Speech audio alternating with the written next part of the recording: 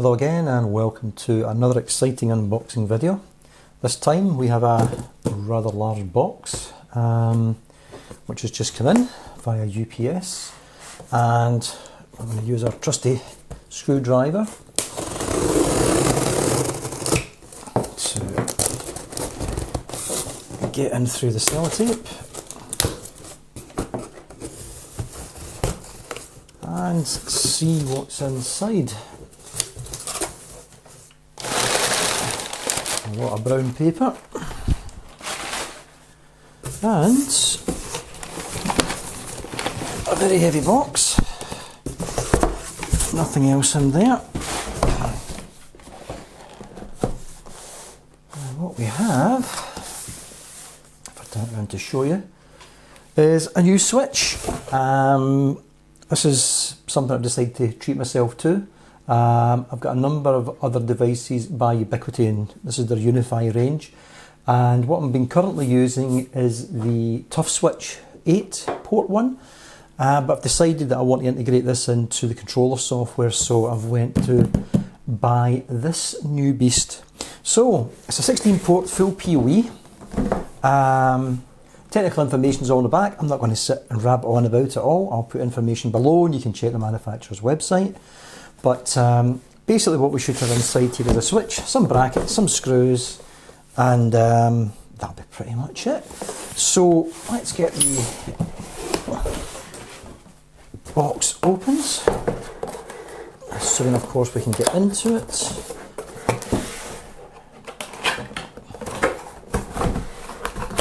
Let's see, yeah, okay, what have we got? Right, we have a quick start guide, which also lists all the components that you should get inside the box. We have a US type Euro kind of connector, power cord, which is no use to me, but I do have plenty of kettle leads about. We have some sticky pads for the feet if you want to have it on a desktop.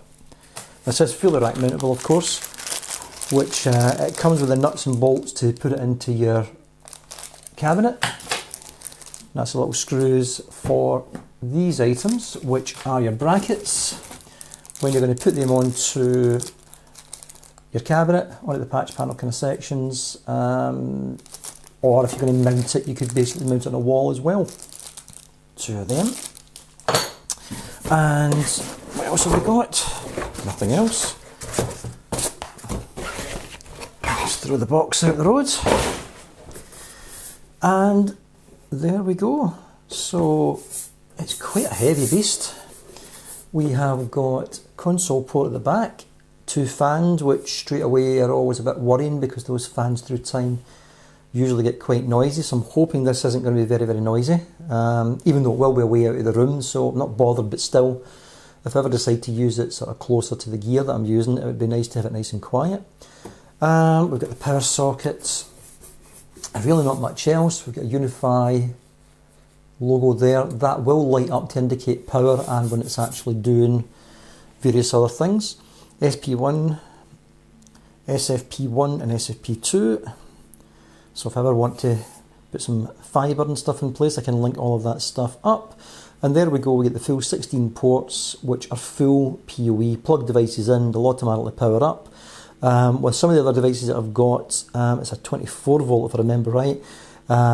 They basically, I'll have to program these to give a kind of lower power outing, and from there I can power some of the cameras that I've got here as well, which is quite good. So what I'm going to do is I'm going to see about maybe powering this up. I'll show you the configuration screen with this and how it interacts with the controller software, and what we'll also do is we'll power it up and we'll see just how noisy it actually is. Right, so what we'll do is we will get patch cord. I've got this linking into the Draytech route at the moment, which is linking in through the rest of the current network. And this will let me bring it up and then run the controller software, and then I can start to show you how we can configure things. So I'm now going to plug in the power, and we'll get an idea of just what the sound of this is like. So here we go.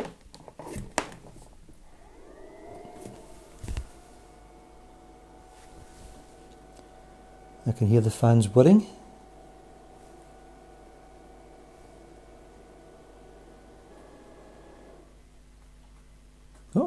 there we go, the fans have stopped, so I was right, that's just the initial boot up phase, and we can see what other lights all coming up and whizzing round. So I would assume that's the device booting up. So now what I can do is I can cut across to the software side, and I'll show you how I'm going to adopt this and then how I'm going to get it to link in. What I've done now is I've started up the controller software, and you can see at the moment on this screen I've got two wireless access points, and you'll see here we've got one LAN device which is pending, and if we go into the devices, you'll see here MAC address, the IP address, pending adoption, telling us what the model is, the version, the uptime, and then we've got the option to adopt this.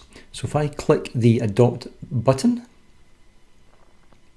what that should now do is start to adopt that switch, and then the controller will then manage that. Should only take a minute or so. So you can see here we're actually at the stage where it's provisioning. And you'll also hear as well that there's no sound off the switch either, so that's really it. The fans will only kick in if it's under heavy load. And there we go, that's it connected. Right, so everything on here is up and running. So if I click it, you'll see there we've got one cable in there. It's telling us what the speed's like, the type and everything else. So any information I need to know about each port, I just need to hover over it, and you'll see there again, there's nothing in these ones, they're not green. The details about the switch, we'll give various uplink, downlinks, we'll worry about that later on. Users, so at the moment this is what it's detecting on the switch at the moment, or what it's picking up on the network. That there is the gateway. Guess we've got nothing. Ports, we've got nothing really set up either, but again you can see here it knows there's something in this one. And configuration, I can give that a name, so we can call that Unifi 16 ports PoE switch. Save that, and you'll see up there the device name's now changed. You can chop and change that, do that whenever you want. Again, a little bit I forgot to say this as well, it's telling you what the various speeds are. So there, if it's gigabit at green, 10100 at orange, telling what all the things are basically. Networks and VLANs, we've got nothing like that set up. Services, at the moment, nothing set up. Networks, so it's picking an IP address up using DHCP. If you want to go to static, we can set that up there as well, but at the moment we'll just use DHCP. Managing the device, we can go in for sorry, we can go in for doing custom upgrades. Forget the device basically means that the controller will drop it, which means I could take it to another location, another controller, and then that could then manage it. The debug terminal is literally a command line option where you can go straight in and start to control it, all the various commands from there. So if you like typing stuff in, you can do it straight from there. So really that's it. I mean, when we go to the dashboard now, what I find is to get that to now change, I've got to log off and log back on again. So let's just do that, and we will show you that that sort of change. Right, now I've logged back in again. You'll see now that that comes up green, showing that we've got our wireless LAN devices. Again, if I click it, any other ones we had here would actually come up. Locate and restart does what it says. If I hit locate, the Unifi logo at the front will start to flicker to indicate that that is the item. And really that's all there is to sort of say about this. Now what I'm going to do is I'm actually going to change over the current setup I've got. As I say, I'm using a tough switch, which while it's discoverable using the software from Unifi, it doesn't integrate into the controller software, which is what I was really looking for here. The other grey device, grey item here, this is actually if you're going to use one of their security gateways, that will go all green as well. So, but I'm debating whether I've actually got a use for that or not.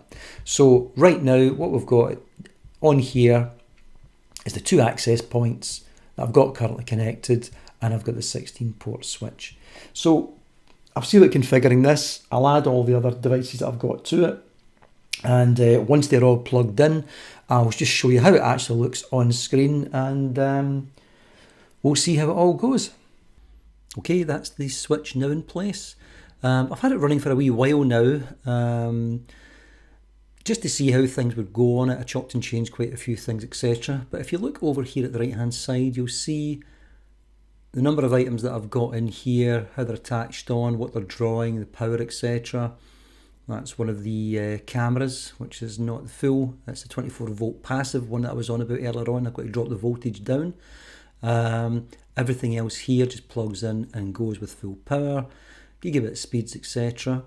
And really that's it. It's been performing absolutely fine. If I quickly jump to clients, you will see all of the ports there. You'll see I've named the various things that's actually on this as well. And I have to say, performance-wise, it's been really, really good. So anyway, thank you very much for taking your time to watch the video. If you do have any questions about the switch in any way at all, leave some comments in the bottom, and I'll certainly get back to you as quick as I can. But once again, many thanks for watching, and I'll see you again.